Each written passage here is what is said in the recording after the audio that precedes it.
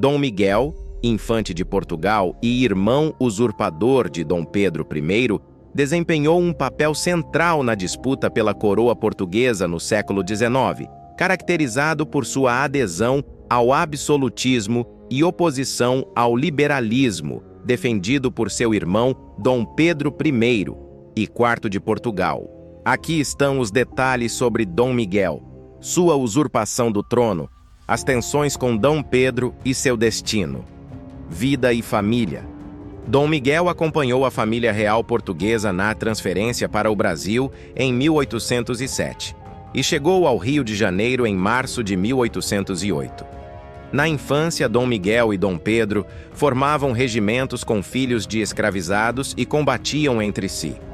Sua mãe, Dona Carlota Joaquina, preferia-o a Dom Pedro, e Dom Miguel frequentemente tomava o partido dela. Dona Carlota Joaquina, de sua prisão domiciliar em Queluz, conspirava e financiava uma guerra civil em Portugal para apoiar Dom Miguel. Existiam dúvidas sobre a paternidade de Dom Miguel com Dom João VI, alegando não ter tido relações com Dona Carlota por 2 anos antes do nascimento de Miguel. Ele viveu exilado em Viena. Miguel era conhecido por ser próximo da população camponesa e gostava de corridas de cavalos e touradas.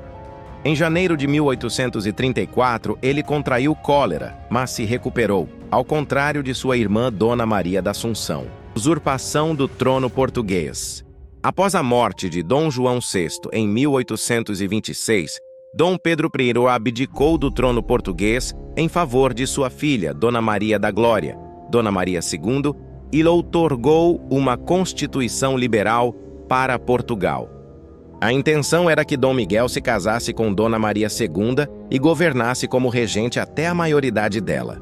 Dom Miguel jurou fidelidade à rainha Dona Maria II, a Dom Pedro IV e à Carta Constitucional ao chegar a Portugal em 26 de fevereiro de 1828.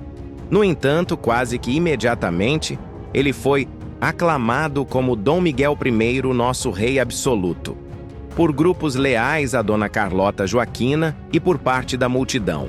Ele sorriu diante dos gritos de "Morra Dom Pedro" e a Constituição. Em 1º de março de 1828, instigado pelo clero e pela nobreza absolutista, Dom Miguel dissolveu o parlamento, sem convocar novas eleições, em desacordo com a Carta Constitucional. Ele recusou o título de rei pelo Senado de Lisboa em 25 de abril, afirmando que só o aceitaria dos 3 estados, clero, nobreza e burguesia, os quais convocou. Em 7 de julho de 1828, Dom Miguel foi aclamado rei de Portugal pelos Estados Gerais. Suas ações levaram Dom Pedro a denunciá-lo internacionalmente como usurpador. Em outubro de 1829, Dom Pedro declarou a nulidade de sua abdicação condicional anterior e reabdicou em favor de Dona Maria II, sob a condição de sua maioridade. Terror contra Dom Pedro e os liberais. Uma vez no poder, Dom Miguel perseguiu brutal e sanguinariamente os liberais e constitucionalistas em Portugal. Muitos fugiram e os que não conseguiram foram mortos pelos miguelistas. As irmãs de Dom Pedro, Dona Isabel Maria, ex-regente, e Dona Maria de Assunção foram feitas prisioneiras. Dona Isabel Maria, em uma carta secreta, descreveu a Dom Pedro a miséria, insultos e prisões superlotadas em Portugal, pedindo que ele lutasse. Dom Pedro o chamava publicamente de assassino do pai, embora as fontes indiquem que esta era mais uma estratégia de Dom Pedro para manipular a opinião pública do que uma prova concreta de culpa de Miguel na morte de Dom João VI. O governo de Dom Miguel impôs pesadas indenizações a cidadãos franceses, levando a um bloqueio do Tejo por parte da França. Mas grandes potências evitaram uma intervenção direta para não iniciar uma guerra maior. O clero apoiava Dom Miguel, que era visto como o homem do povo, enquanto Dom Pedro era associado à perda da colônia mais rica de Portugal, causando miséria à população. Destino de Dom Miguel.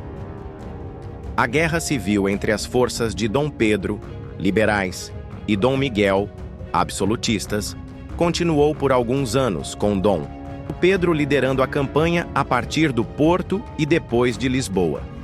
Em 26 de maio de 1834, após a decisão dos generais miguelistas de pedir a paz, Dom Miguel e Dom Carlos, seu cunhado, que lutava pelo trono espanhol, renderam-se e aceitaram os termos impostos na Convenção de Évora Monte, que incluía a expulsão de ambos da Península Ibérica. Dom Miguel seguiu para Sines, de onde partiu em um navio inglês para o exílio em Roma. Lá, ele declarou que havia sido coagido a assinar a convenção. Uma lei do mesmo ano baniria Dom Miguel e toda a sua descendência da linha de sucessão ao trono português.